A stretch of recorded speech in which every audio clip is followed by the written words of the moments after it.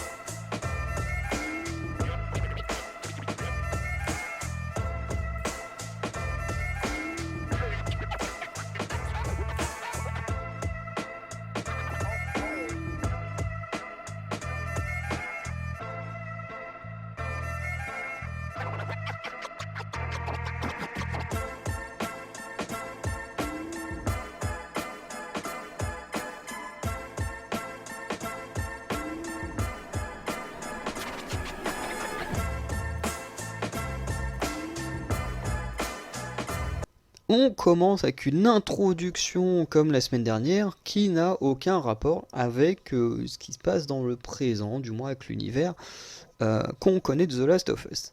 Puisqu'effectivement on se place en 2003 et on a une experte en mycologie, je crois, un truc comme ça, enfin du moins c'est une experte dans les champignons, en Indonésie, donc on est à Jakarta si j'ai pas de bêtises, et du coup qui se fait exporter par la police dans une sorte de...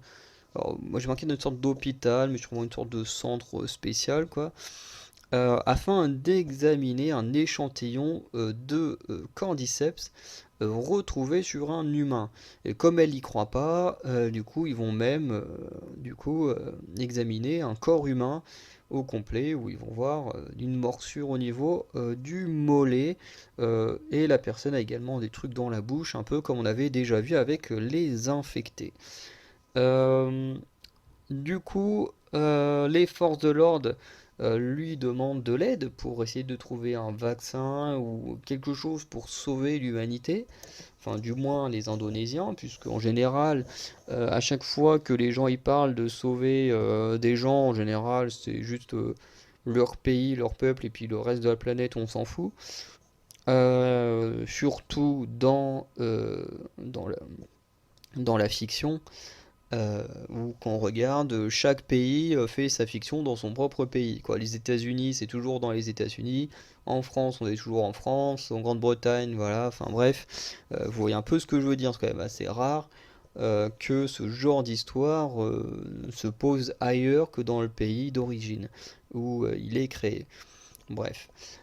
Du coup, cette spécialiste va annoncer qu'il n'existe aucun remède, donc ce qui a l'air de rejoindre ce que disait John Hanna, donc le spécialiste euh, qui était au journal dans l'épisode 1, l'intro de l'épisode 1, voilà, qui disait que si les champignons pouvaient prendre possession des humains, qu'il y avait un réchauffement climatique et tatata, que bah, du coup ce serait la fin de l'humanité, et ben là on arrive vraiment dans l'application de la chose, puisque la spécialiste nous dit qu'il n'y a aucun remède, aucun vaccin contre les champignons, surtout qu'en plus le fait que le cordyceps bah, du coup s'en prenne aux humains, c'était quelque chose de totalement nouveau. Enfin, ça n'est jamais arrivé avant, quoi. Le cordyceps, normalement, on s'en prend aux... je sais plus, je crois que c'est les insectes ou un truc comme ça. Enfin bref, dans la réalité. Et il joue aussi là-dessus dans la série. Ce que je trouve hyper intéressant, c'est que, oui, le cordyceps, du coup, n'est pas censé s'attaquer à l'humain. Chose qui arrive à ce moment-là. Et du coup, la spécialiste va juste demander à l'armée, en fait, de bombarder la ville avec tous les gens qui habitent dedans, parce que c'est le seul moyen d'éviter la propagation, en sachant que euh, la propagation du virus en fait viendrait d'une usine de farine. Alors pourquoi est-ce qu'elle dit que la farine est propice à propager, enfin non, un lieu, cette usine est un lieu propice à propager le virus, je sais pas, mais du moins ça part de là, avec une dame qui a mordu trois de ses collègues, voilà, qui a été abattue. Les trois collègues, forcément, montrant des symptômes de transformation, sont fait abattre aussi, et on apprend qu'il y a encore 14 personnes qui ont disparu. Et ce qui fait que, bah, du coup, l'armée va très certainement suivre les ordres de la spécialiste. Et ce que j'ai trouvé du coup très intéressant dans cette scène, c'est que, ben, où l'on montre qu'en fait The Last of Us, même si effectivement on peut le s'en douter, hein, comme des histoires, quand on regarde, je sais pas, des histoires comme Le Labyrinthe, quand on regarde des histoires comme The Walking Dead, où tout se passe aux États-Unis, mais on sait que on peut se dire que ce monde dévasté n'est pas que à cet endroit-là. On peut se dire, tiens, si ça se trouve, c'est pareil sur toute la planète. C'est vrai que quand on joue à The Last of Us, on est tout le temps aux États-Unis. On peut se poser la question, est-ce que au Canada, au Mexique, ou en Europe, machin, enfin, est-ce que autour de tout ça, est-ce qu'il y a également des infectés, ou est-ce que c'est que les États-Unis qui ont pris cher? Bon, en même temps, c'est plutôt logique que ce soit la planète entière, mais c'est vrai qu'on veut en voir plus. Voilà. Et c'est ce qui se passe avec cette intro, où on nous montre que voilà, même à l'autre bout du monde en Asie, eh ben, le virus est en train de se développer. Voilà, et on doute bien que forcément en 2023, dans la série, ben, Jakarta, toute l'Indonésie, toute la planète en fait est dans le même état que les États-Unis. Et du coup, j'ai trouvé ça plutôt intéressant qu'on développe cet aspect-là.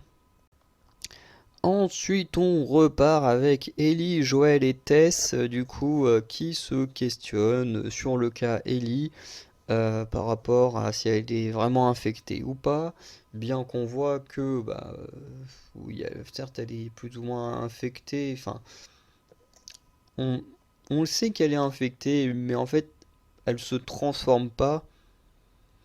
Et ça, je pense qu'on aura plus de réponses sur la fin de la série, parce que j'ai pas envie de spoiler les gens qui n'ont pas regardé, enfin qui n'ont pas joué au jeu, mais je crois de mémoire que en fait c'est comme si elle était vraiment infectée, mais qu'elle n'avait pas de symptômes et qu'elle se transformait pas. Ellie, c'est un peu ce genre de créature dans l'univers de The Last of Us, dans le jeu, si je ne dis pas de bêtises. Mais encore une fois, je suis obligé de rester assez vague, je peux pas détailler la scène que j'ai en tête dans le jeu, parce que bah, si je la détaille, et ben en fait ça va vous spoiler des choses qui peuvent se passer plus tard dans la série, et je n'ai pas du tout envie de le faire pour ceux qui n'ont jamais joué au jeu. Mais voilà, il se pose des questions là-dessus. On a Joël qui notamment ne veut pas continuer avec Ellie puisqu'il a peur qu'elle puisse se transformer à n'importe quel moment. Chose qu'on peut tous comprendre, hein. Si l'autre elle se transforme en pleine nuit pendant que tu dors, bah, elle peut buter tout le monde, quoi, c'est trop facile. Donc on comprend que Joël, lui, il est pas pour. Tess, elle, elle veut continuer parce qu'on en a marre que sa vie soit de la merde. Elle veut enfin, voilà, que les choses changent pour eux et veut essayer de mener cette mission à terme et du coup de récupérer ces foutues batteries. Et en même temps, pendant que j'y pense, je me dis que en fait cette histoire de batterie, euh, certes c'est peut-être une bonne idée pour le côté, voilà, pas mettre les armes et la violence en avant non plus, parce que c'est pas le but de The Last of Us de mettre de la violence en avant, mais je me dis que ça va peut-être faire un peu une Reddit euh, quand ils vont aller chez Bill. Parce que ça, c'est pas vraiment un spoil, donc je peux le dire, mais en gros, dans le jeu, quand ils vont chez Bill, donc il sera certainement ce qui se passe dans l'épisode 3, puisque à la fin de l'épisode, Tess dit qu'il faut partir chez Bill, et de toute façon, on le sait tous, on a vu la bande-annonce qu'ils vont aller chez Bill à un moment donné. Après, je sais plus dans quel ordre c'est dans le jeu, mais voilà. Mais en gros, quand ils vont là-bas, Joël a besoin d'une voiture. Voilà, parce que je crois qu'entre deux, ils ont chopé l'info d'où peut se trouver cet endroit où se trouvent les Lucioles à l'ouest. Euh, et du coup, bah forcément, traverser les États-Unis, c'est quand même hyper grand, donc c'est mieux d'avoir un véhicule. Là, quand ils arrivent là-bas, en fait, le truc, c'est que ben, ils veulent une voiture, Bill il leur dit bon bah ok je peux vous en passer une, sauf que la voiture ne fonctionne pas, donc ils sont obligés de rechercher une batterie dans la ville ou un véhicule qui roule quoi. Et normalement je crois qu'ils vont chez quelqu'un pour récupérer une batterie, et ensuite revenir chez Bill, mettre la voiture en route et ensuite voilà partir avec la voiture. Et en plus une scène qui à mon avis, s'ils reprennent la scène où ils font démarrer la voiture du coup qui est dans le jeu, s'ils refont la scène pareil dans la série, ça peut donner un truc bien stressant et tout, parce que la scène est incroyable. Bah du coup, je me dis que cette histoire de batterie, alors soit c'est bien parce que ça va rester dans la suite, voilà, ils cherchaient des batteries, finalement ils vont trouver des batteries plus tard chez quelqu'un d'autre. Donc d'un côté, c'est pas plus mal qu'ils aient pas eu ce qu'ils voulaient là dans l'épisode. Mais en même temps, bah, j'ai l'impression que ça fait un peu Reddit. Voilà, on est là à Boston, on cherche une batterie. On va là-bas chez Bill, on cherche une batterie.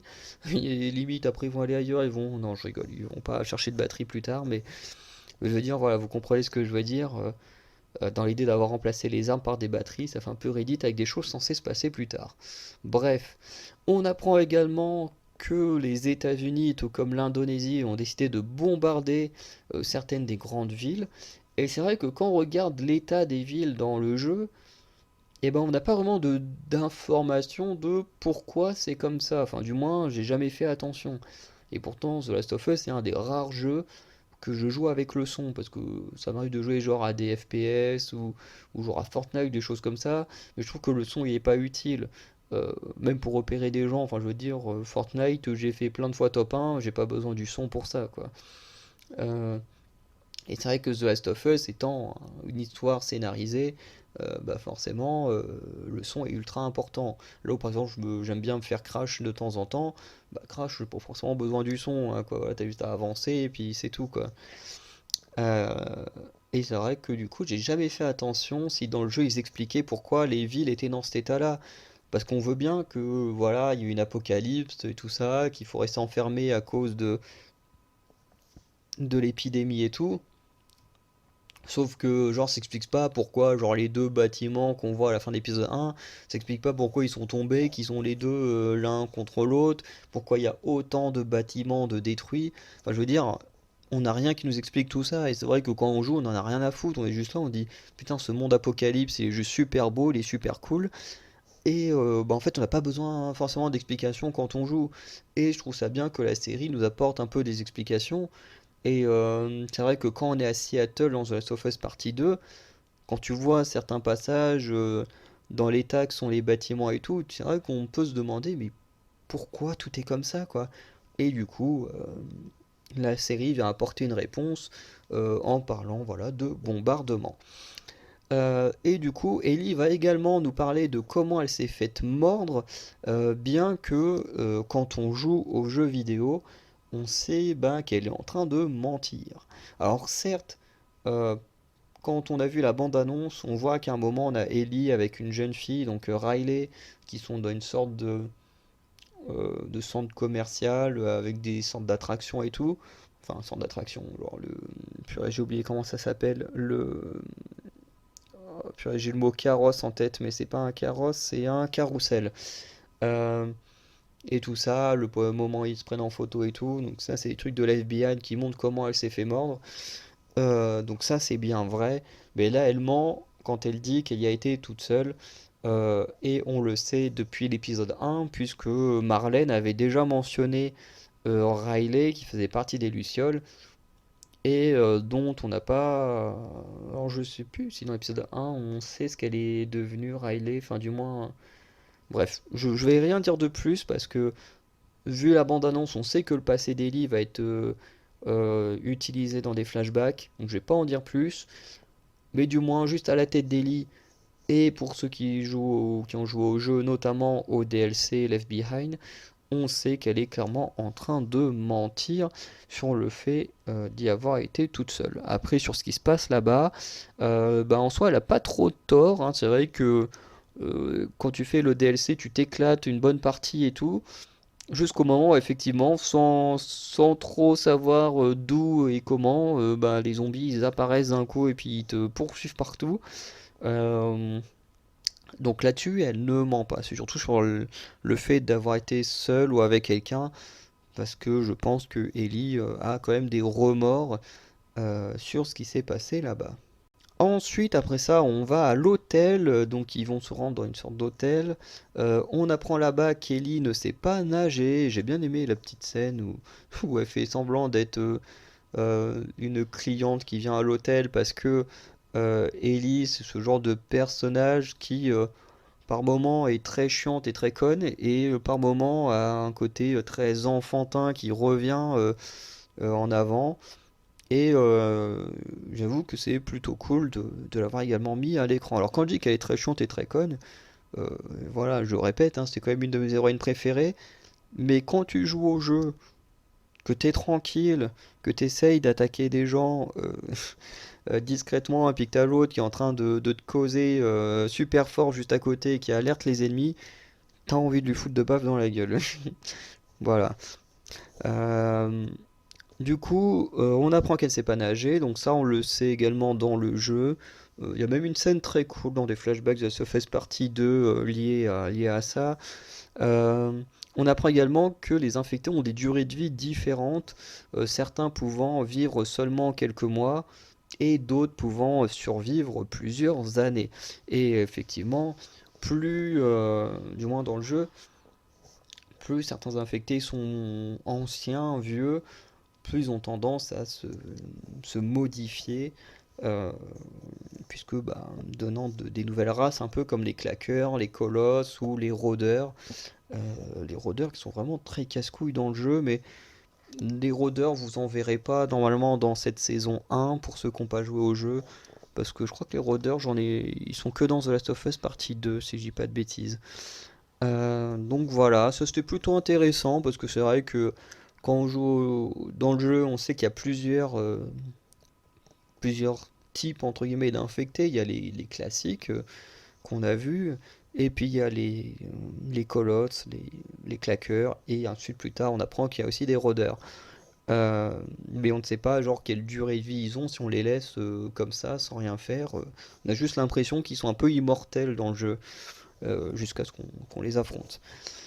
Joël va avouer que parfois pour lui ça a été dur de tuer des infectés du fait de se dire bah, que c'est quand même des humains avant d'être des infectés, donc euh, voilà, des fois, surtout comme la dernière fois où il a jeté un enfant infecté au feu, effectivement, tuer des enfants, ça peut peut-être être un peu plus impactant que tuer des infectés adultes. Euh, Même si je pense que ça a quand même un certain impact, puisque c'est des gens qui avaient quand même une vie avant d'être infectés. De l'hôtel, on remarque également des centaines d'infectés.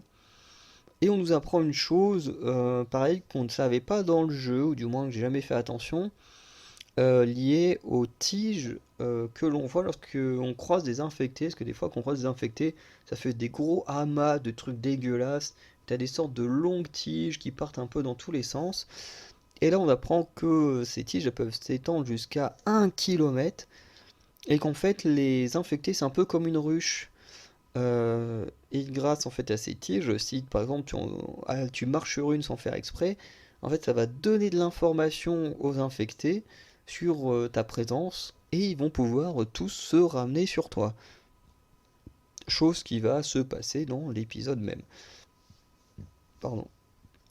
Et du coup j'ai trouvé que c'était plutôt intéressant parce que pour les joueurs c'est vrai que ça donne plus un côté un peu horrifique. Euh, Comment dire? Ouais, c'est ça, un aspect un peu horrifique, un peu dégueulasse pour faire peur. Et là, ils ont donné un petit côté utile et pas que dégueu dans la série. Du coup, ne pouvant pas passer par l'hôtel pour aller au Capitole, ils vont décider d'aller vers le musée. Au musée, ils vont tomber sur plein d'infectés qui sont morts, et notamment une personne qui a l'air d'être morte depuis pas très longtemps. Et on remarque que Tess et Joël ils craignent que quelque chose puisse enfin, être présent dans le musée. Et du coup, ils vont demander à Ellie de se taire et de faire absolument du silence. Et du coup, forcément, on se doute euh, que ça va être les claqueurs. Enfin, du moins que Tess et Joël ont peur des claqueurs. Du coup, ils vont monter et ils vont bien évidemment tomber sur les claqueurs. Et Joël fait comprendre subtilement. Alors, c'est vrai que c'est pas forcément ultra compréhensif. Je sais pas si tous les gens qui n'ont jamais joué au jeu ont vraiment compris ce que voulait dire Joël. Mais du moins, ce qu'il veut faire comprendre, c'est que les claqueurs, en fait, ils sont aveugles. Mais par contre, ils ont une ouïe excellente. Notamment quand un claqueur qui arrive très proche d'eux, euh, il va se mettre à vouloir les agresser juste en entendant la respiration de Ellie. Enfin, il va avoir une sorte de respiration bizarre, je pense, avec la peur. Et du coup, ben, le machin, il va se mettre à gueuler et à attaquer. Chose qui fait exactement de la même manière dans les jeux. C'est que dans les jeux, quand il te remarque, il se met à gueuler comme ça. Et ensuite, il t'attaque. En sachant que dans les jeux, les claqueurs, faut leur défoncer le crâne. T'es obligé de leur tirer dans le crâne parce que s'ils te touchent, t'es mort. C'est simple, les claqueurs, ils sont hyper durs à tuer. Alors imaginez le colosse qui est un niveau au-dessus. C'est une horreur. C'est une horreur, les claqueurs. C'est pour ça que dans The Last of Us, vaut mieux bien économiser ses balles dans le jeu. Parce que quand tu tombes sur un claqueur, c'est bien d'avoir des bonnes armes. Parce que si t'as juste ton petit couteau, bah, tu peux quasiment rien faire contre un claqueur. Sauf si tu l'attaques discrètement, mais voilà, c'est une horreur à tuer ces bêtes-là. Et je trouve que ce qui est très bien fait dans le jeu, enfin pas dans le jeu, dans la série, même si dans le jeu c'est très bien fait aussi, mais dans la série, on voit que les claqueurs, ce sont des monstres, mais des machines à tuer. Ils ont pris je ne sais combien de balles dans le corps, ça ne les a pas stoppés, ça ne les a pas calmés du tout. Et effectivement, on remarque que c'est qu'en leur tirant dans le crâne qu'ils ont commencé à perdre en efficacité et jusqu'à mourir. Donc les claqueurs, c'est sûrement une des menaces les plus importantes de l'univers de The Last of Us. Et surtout leur claquement là, ça te met pas bien à mon avis. Moi des fois, bah, enfin c'est même pas des fois, c'est quand j'y joue de nuit et dans le noir pour me mettre dans l'ambiance. Quand t'entends les claquements et tout, oh là là, ça te met dans une ambiance et c'est horrible parce que tu sais qu'en plus c'est hyper chiant à tuer. Il y a une scène, enfin un passage dans The Last of Us 2, je l'ai recommencé plusieurs fois parce que j'avais jamais fait attention qu'il y avait une deuxième entrée. À chaque fois, j'avais des claqueurs qui arrivaient par derrière, mais les machins, il suffit juste qu'ils te touchent et puis hop là, ils t'attrapent et tu meurs. Donc, franchement, c'est des petites saletés et ils les ont très très bien reproduits à l'écran. Que ce soit physiquement, dans leur capacité, dans le fait qu'on peut les tuer que en leur tirant dans la tête, j'ai trouvé ça génial. Et Ellie va de nouveau se faire mordre. J'ai pas trop fait attention pourquoi, mais c'est sûrement en protégeant Joël. Alors je trouve que c'est pas forcément... Enfin, au début tu te dis, mais c'est con qu'elle se fasse mordre. Et après, dans le déroulé de l'action, on comprend mieux pourquoi. Même si dans le jeu, il n'y avait pas besoin, il y avait pas besoin de faire ça. Dans le jeu, Ellie, elle n'a pas besoin d'une deuxième morsure pour montrer qu'elle résiste au virus du cordyceps, quoi. Mais là, ils ont voulu le faire parce que, voilà, on va le voir dans la partie suivante. Du coup, dernière partie, le trio arrive enfin au Capitole. Ils vont découvrir un camion plein de sang avec un cadavre notamment, et on a des lucioles qui sont mortes partout à l'intérieur. Et en fait, on se rend compte que apparemment il y en a un qui a été mordu et infecté, qui s'est mis à agresser les autres, et ils se sont tous plus ou moins entretués. Oh, pardon. Et par rapport au discours de thèse qui devient totalement hystérique sur le fait de devoir trouver une carte pour trouver où il faut aller à l'est, enfin à l'ouest, parce que bah, les Lucioles sont mortes, hein, tandis que Joël veut juste abandonner et rentrer chez lui. Euh, Ce que je trouve un peu con, ce que je me dis, Joël, ça fait, tu t'as quand même tué un flic, euh, t'as disparu pendant plusieurs jours, au moins une journée. Je suis pas sûr que la Fedra va te réaccepter comme ça chez eux. Hein. Vu qu'on voit qu'ils ont pendu des gens pour pas grand-chose, je pense que pour avoir tué l'un des leurs, je pense que le mieux c'est que tu ne rentres jamais, que tu ne rentres jamais à Boston. Mais enfin bref. Du coup, Ellie va comprendre que Tess est infectée. On remarque effectivement qu'elle a été mordue, ce qui est également le cas dans le jeu. Euh, du coup, le principe du fait que Ellie se fasse mordre une deuxième fois, c'était de montrer l'évolution de la morsure.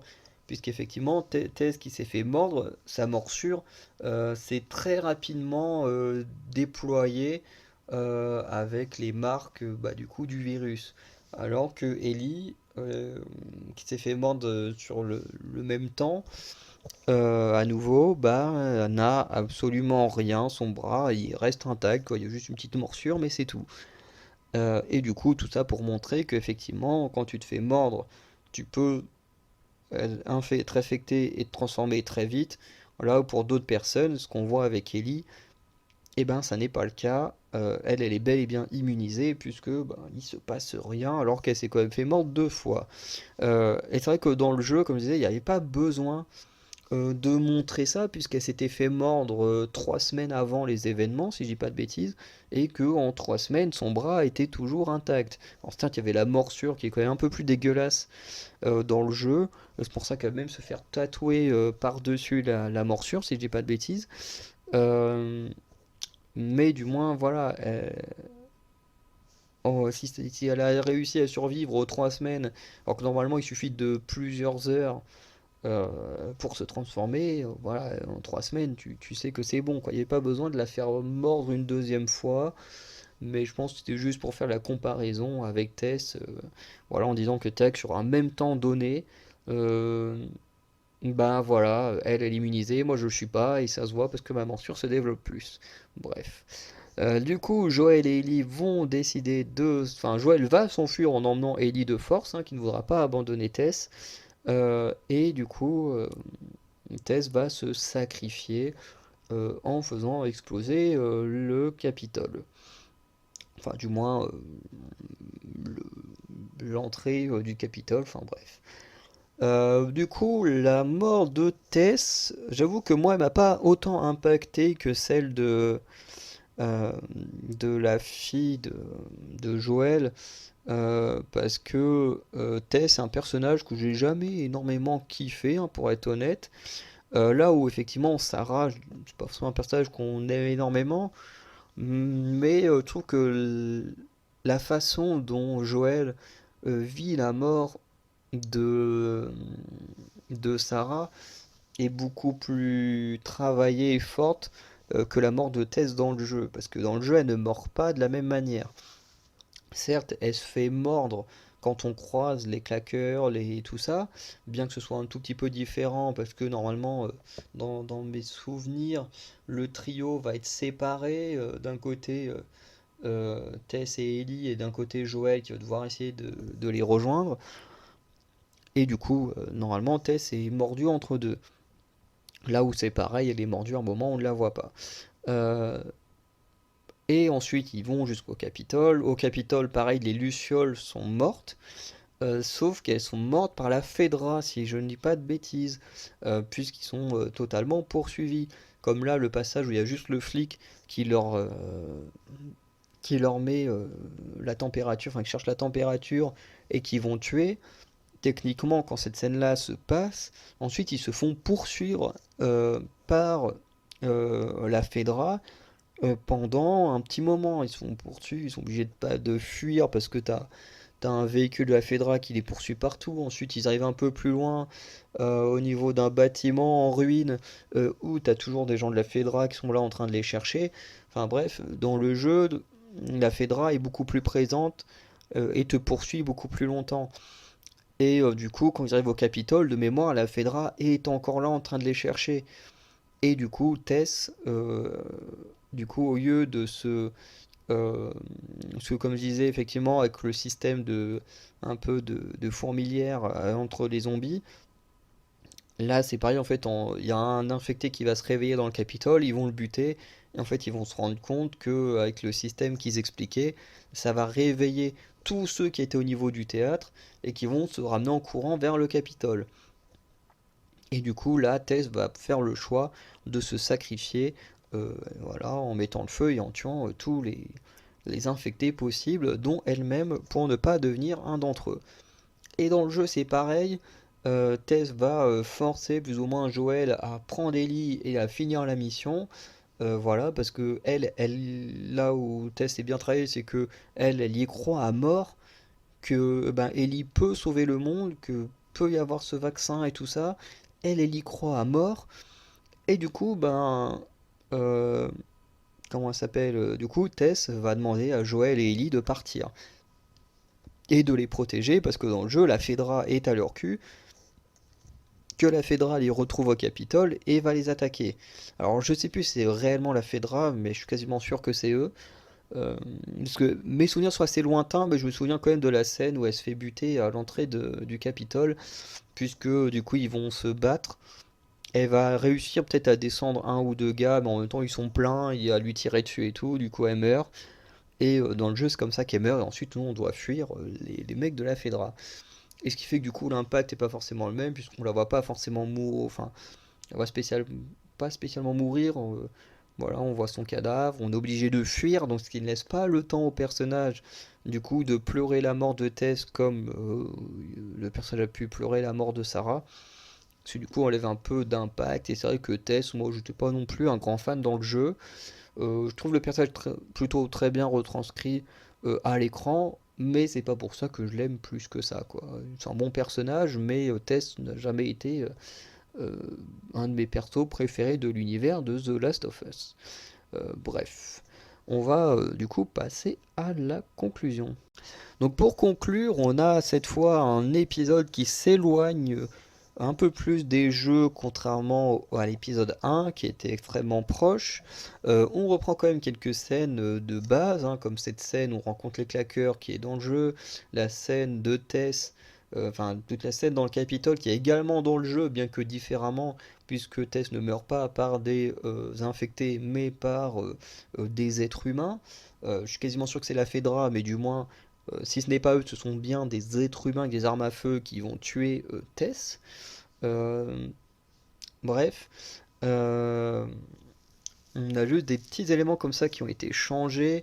J'ai beaucoup aimé qu'on rajoute beaucoup de lore à l'univers de The Last of Us, comme je disais, avec le temps de survie des infectés, avec l'utilisation des sortes de tiges qu'il y a quand on croise les claqueurs et tout ça dans les murs et tout. Donner une utilité à ces choses-là, je trouve ça super cool. Euh, Également développer le passé en restant toujours très pessimiste sur l'univers des champignons, et notamment en donnant des informations sur pourquoi l'état des villes sont comme ça aujourd'hui. Je trouve ça super intelligent. Il y a des petits éléments aussi qui font très penser au jeu, les moments où bah, tu dois faire la courte échelle à quelqu'un pour monter sur un truc en hauteur. Ça, c'est des scènes que tu répètes plein de fois dans le jeu. Un moment où tu as Joël, c'est vers le début, où il prend une sorte d'armoire métallique là, qui est devant une porte et puis qu'il la remet droit pour passer. Ça aussi, c'est un truc que tu redéplaces souvent dans les jeux vidéo. Donc il y a des petits éléments comme ça, tout basiques, que tu te dis, je pensais pas tomber là-dessus dans le jeu et qui pourtant ben, sont là, quoi, et j'ai trouvé ça super cool. Euh, Après, l'épisode il dure 50 minutes. J'avoue que pour moi il est passé très vite. Il est passé très vite et en même temps j'ai l'impression qu'on n'a pas beaucoup avancé. Je sais pas si c'est également votre cas. J'ai l'impression qu'on n'a pas énormément avancé. Bon, on a rajouté pas mal de lore, on travaille un peu plus la relation entre les trois personnages, puisque en fait on ne voit rien d'autre à part la scène d'intro. On reste tout le temps avec ces trois-là, ce qui est pas plus mal non plus, hein, puisqu'on n'a pas encore découvert de nouveaux personnages et qu'on n'en a pas forcément développé à Boston et qu'on sait que de toute façon on ne reviendra jamais à Boston, donc ça sert à rien de rester focus là-bas. Mais voilà, j'ai trouvé que c'était sympa, c'est passé très vite, mais en même temps, ben, on a un peu cette impression qu'on n'avance pas dans l'histoire, dans le sens où en fait ils ont à peine fait 2 km, j'exagère un peu, mais voilà quoi, ils ont juste été au Capitole alors que ils en sont pas loin. Bon, quand on joue au jeu comme moi, on sait que aller d'un point A à un point B, que ce soit bah, dans le cas du Capitole, que ce soit dans cette partie 2 ou quand tu es dans Seattle, qu'il faut que tu ailles par exemple au truc aquatique, là, c'est hyper long pour y aller. Je sais que dans le jeu c'est très long, mais c'est vrai que dans une série de 9 épisodes, c'est vrai que c'est un peu moyen. J'aurais peut-être aimé que ça aille un peu plus loin. Mais bon, après c'est comme ça. J'ai quand même beaucoup aimé l'épisode. Pour moi, c'est pas non plus un problème. Après, ce que j'ai quand même beaucoup aimé, c'est le fait que de moins avoir l'impression d'être trop proche du jeu vidéo. Après, ça vient peut-être aussi du fait que j'ai plus autant de souvenirs du début de The Last of Us Partie 1. Mais j'ai quand même trouvé ça bien parce que bah, dans le 1, bah, il y a beaucoup de scènes qui rappellent le jeu, voilà, même avec des dialogues du jeu. Et c'est vrai que du coup, bah, c'est un peu long et pas forcément hyper intéressant quand tu as déjà joué au jeu. Là où pour moi, ce qui est intéressant dans le premier épisode, c'était justement les rajouts que j'avais beaucoup aimés. Et là, ici, du coup, il y a également tous les rajouts que j'adore, mais le fait qu'on ne reste pas trop focus sur ce qu'il y avait dans le jeu, eh ben, ça me permet de peut-être plus apprécier le jeu et notamment l'attaque des claqueurs. Elle est juste incroyable cette scène, franchement j'ai beaucoup aimé. Bref. Euh, Ce que je tiens à dire, c'est que j'avais dit dans l'épisode 1 que si je pouvais, je ferais des petits tops de mes moments préférés. Du coup, je ne les ferai pas tout simplement parce que j'ai essayé, ça bloque la vidéo. HBO ne permet pas du coup qu'on réutilise les extraits pour refaire des petits tops comme je voulais faire. Donc malheureusement pour The Last of Us, il n'y en aura pas. Mais voilà, c'est pas hyper grave non plus. Bref. Du coup, dites-moi ce que vous avez pensé de cet épisode 2, si vous avez aimé ou pas aimé et pourquoi. Et sinon, bah, on se dit à très bientôt, notamment avec l'épisode 3 la semaine prochaine. Normalement, il y a le bilan de mercredi, mercredi et peut-être d'autres vidéos, notamment sur les autres chaînes d'Acalypsie. Bref, n'hésitez pas à aller découvrir tout ce qu'on fait. Voilà, sinon je vous souhaite une bonne journée, une bonne soirée, et je vous dis à très bientôt. Ciao!